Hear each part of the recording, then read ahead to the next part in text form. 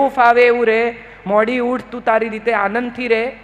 કોઈ આવે બીજા બહારના લોકો આપણી વાતો કરે એવી પરિસ્થિતિ ના થાય એ જોવાની જવાબદારી તારી છે.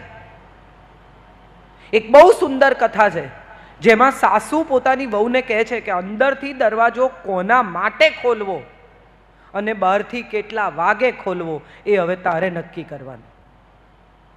તું કેટલા વાગે બહારથી ઘેર પાછી ફરીશ એ પણ તું નક્કી કર, ને તારે ઘરમાં કોને આવવા દેવા એ પણ તું નક્કી કર. કારણ કે હવે તું આ ઘરની ગૃહલક્ષ્મી છે, આ ઘરની પરંપરા, આ ઘરની મર્યાદાની જવાબદારી તારી છે. પણ આપણને બધાને એવું લાગે છે કે સાડી પહેરવામાં મર્યાદા છે, માથે ઓઢવામાં મર્યાદા છે. એવું નથી. પેન્ટ પહેરેલી વહુ પણ જો સસરાને પથારીમાં પડ્યા હોય અને બેડ પેન આપતી હોય ને તો એ વધુ સંસ્કારી છે સાડી પહેરેલી વહુ કરતા. જો એ સસરાને સ્પંજ કરી આપતી હોય, જો એ સસરાને દીકરી થઈને વહાલ કરતી હોય ને તો એ સાડી પહેરેલી વહુ કરતાં વધુ સંસ્કારી છે. મારે તમને બધાને પૂછવું છે, હમણાં બધે જાહેરાતો આવે છે, ગોરી, પાતળી, ઊંચી, સુશીલ, સંસ્કારી. લગ્નની જાહેરાતો વાંચી છે કોઈએ? બધાને એવી જ વહુ જોઈએ, ગોરી, પાતળી, ઊંચી, સુશીલ, સંસ્કારી. હવે આ જે ઊંચી, પાતળી, ગોરી, સુશીલ, સંસ્કારી છે એ ગોરી તમે લઈ આવ્યા રૂપરૂપના અંબાર જેવી, ઐશ્વર્યા રાય જેવી, અડો તો મેલી થઈ જાય, અડાય બી નહીં એવી. પણ મોઢું ખોલે ને સુરતી કાઢે. સમજાયું ને બધાને? રહીશ મણિયાર કહે છે કે છું સુરતી એટલે આ આળ લાગે છે. છું સુરતી એટલે આ આળ લાગે છે. કોઈને ખબર પૂછું છું ને તોય ગાળ લાગે છે. એટલે આ સુરતી બધા સમજી ગયા છે. હવે બીજી એક પુત્ર વધુ છે જે ગોરી નથી, થોડી શ્યામ વર્ણી છે, કદાચ પાતળી નથી, થોડી ભારે શરીરે છે, એવી રૂપરૂપનો અંબાર નથી, પણ તમારે ઘેર બપોરે કુરિયર વાળો આવ્યો હોય ને તો છાશ પીધા વગર ન જાય એવી છે. તમારે ઘેર 15 માણસ જમવાના છે એમ કોણ તો મોઢું ચડાવે વગર 20 મિનિટમાં જમાડ દે, ગરમ ગરમ પૂરી ઉતાર દે કે ગરમ ગરમ રોટલા ઘડી દે. હવે આ બેમાંથી કઈ ગમશે? કેમ કાળી? હમણાં તો બધા કહેતા હતા ને ગોરી, ઊંચી, પાતળી, રૂપાળી. મારે તો એવી વહુ જોઈએ જે આંગણું ભરી દે. એ આંગણું ભરી દે ને ત્યારે ખબર પડે કે આંગણામાંથી કાઢતા કેટલી વાર લાગે છે. આપણે બધા બહારના દેખાવથી મોહિત થયેલા લોકો છીએ. કોણ કેટલું રૂપાળું, કોણ કેવી બ્રાન્ડ પહેરે, કોણ કેટલી સારી સાડી પહેરે, કોની પાસે કેટલા હીરા, કોની પાસે કેટલા દાગીના, કોની પાસે કેટલા તોલા સોનું, કેટલા તોલા સોનું લાવી, કેટલી સાડીઓ લાવી, કેવો કરિયાવર લાવી. એને બદલે કેવા સંસ્કાર લાવીને એકવાર ચેક કરજો. એની પેટી નહીં ખોલતા, એનું મન ખોલજો. એવું સમજવાનો પ્રયત્ન કરજો કે એના માતા પિતા એને શું શીખવીને મોકલી છે. એ તમારા ઘરની મર્યાદા, પરંપરા સંભાળી શકશે? અને નહીં સંભાળી શકે એવું લાગે તો માં થઈ ને એને ટ્રેન કરજો.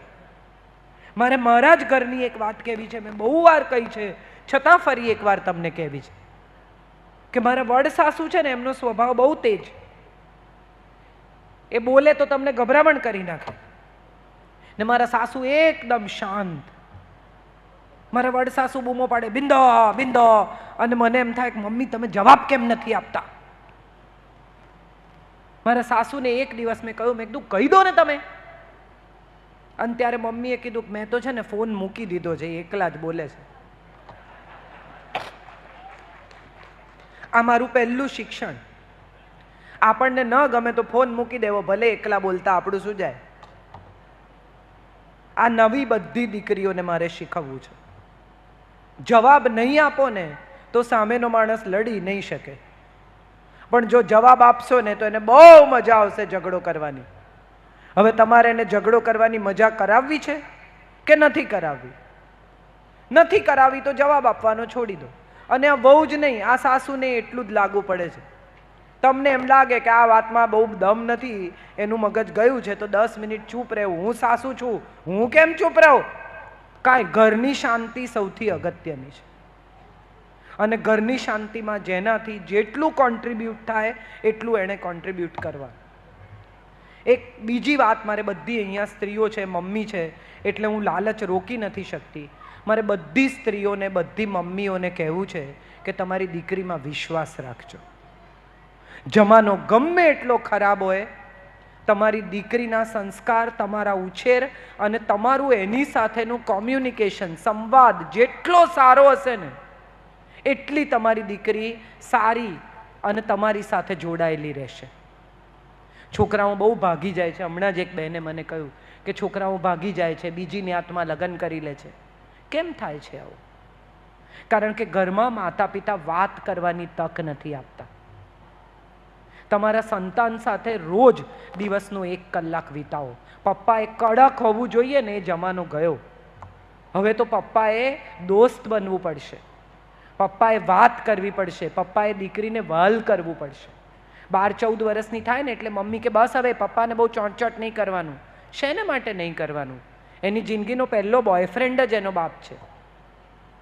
જે દિવસે એની જિંદગીમાં પિતાનું સ્થાન અકબંધ હશે ને, એ દિવસે બહાર પુરુષ ગોતવા નહીં જાય. એની કંપની એના પપ્પા, એનો મિત્ર એના પપ્પા, એને વહાલ એના પપ્પા કરે તો એને બહાર કોઈને શું કામ ગોતવાના?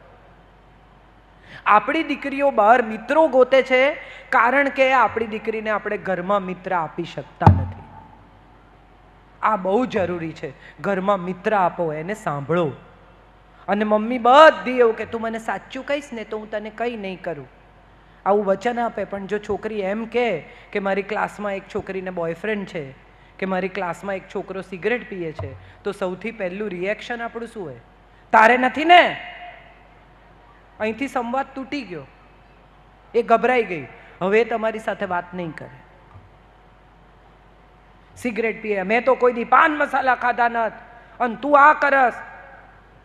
બેટા, સિગરેટ ભલે તે આજે ચાખી પીધી, પણ ચાલ હવે તને કેન્સર હોસ્પિટલ જોવા લઈ જાઉં. એને કેન્સર હોસ્પિટલ અહીંથી અમદાવાદનો ધક્કો ખાજો, એને સિવિલમાં કેન્સરના પેશન્ટ બતાવજો. એ જિંદગીમાં કોઈ દિવસ સિગરેટને હાથ નહીં લગાડે. આમ કાપી નાખેલા જડબા જોશે ને, એ ભયાનક, તો જિંદગીમાં કોઈ દિવસ નહીં અડે સિગરેટ. આપણે કરીએ છીએ શું? માર. મારે બધી મમ્મીઓને કહેવું છે કે જે મમ્મી મારે છે ને, એના જેટલી ક્રૂર અને એના જેટલી ના સમજ બીજી કોઈ મમ્મી છે જ નહીં.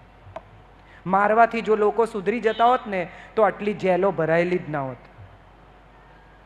અત્યારે આ ગુજરાતની, ભારતની જેલમાં પૂરી શકાય એથી વધુ કેદીઓ છે. જો મારવાથી જ માણસો સુધરી જતા હોત તો જેલમાં ખાલી હોત જેલો. મારવાથી બાળક સુધરે છે એવું માનતી બધી મમ્મીઓએ પોતાની માન્યતા બદલવાની જરૂર છે. મારે તમને સૌને કહેવું છે કે અહીં આટલા બધા ભેગા થયા છો, લક્ષ્મી નારાયણના સમારંભ પ્રસંગે ભેગા થયા છો. તમે લક્ષ્મી નારાયણના દાંપત્યનો વિચાર કરો, તમે શિવ પાર્વતીના દાંપત્યનો વિચાર કરો. પાર્વતી કાલી સ્વરૂપ ધરે છે, વાળ છૂટા છે, હાથમાં ખપ્પર છે કે આજે તો જગતનો વિધ્વંસ કરી નાખો. નીકળી છે ગુસ્સામાં અને બ્રહ્મા જાય છે શિવ પાસે ને એને કહે છે કે આને રોકો, આ તો બધાને મારી નાખશે, આ જગતનો વિનાશ કરશે. અને ત્યારે શિવ જઈને શું કરે છે? કાલીના પગ નીચે સૂઈ જાય છે. કોઈ ઈગો નથી દેવોના દેવને, કોઈ અહંકાર વગર, જગતના કલ્યાણ અર્થે કાલીનો ક્રોધ રોકવા પોતાની પત્નીના પગ નીચે સૂઈ જાય ને, એ જગતનું કલ્યાણ કરી શકે. આપણે બધી વાતો કરીએ કે મારે આમ બદલવું છે ને મારે તેમ બદલવું છે, પણ ઘર ન બદલી શકો તો કંઈ નહીં બદલી શકો, પરિવાર નહીં બદલી શકો તો કંઈ નહીં બદલી શકો. શરૂઆત આપણે ત્યાંથી જ કરવી પડશે. આ મારી પહેલી અને છેલ્લી વાત છે. મારી દીકરીને હું ભણાવું. કેટલા બધા માતા પિતા એવા છે કે જે લોકો એમ કહે છે કે અમારી ન્યાતમાં એવા મૂર્તિયા ના મળે ને એટલે અમે બહુ ના ભણાવીએ. એટલે તમારે MBBS જોડે MBBSના લગ્ન કરાવવા છે, એન્જિનિયર જોડે એન્જિનિયરના લગ્ન કરાવવા છે, કે તમારી દીકરી જોડે એક સારા છોકરાના લગ્ન કરાવવા છે? એ તમે નક્કી કરી લો.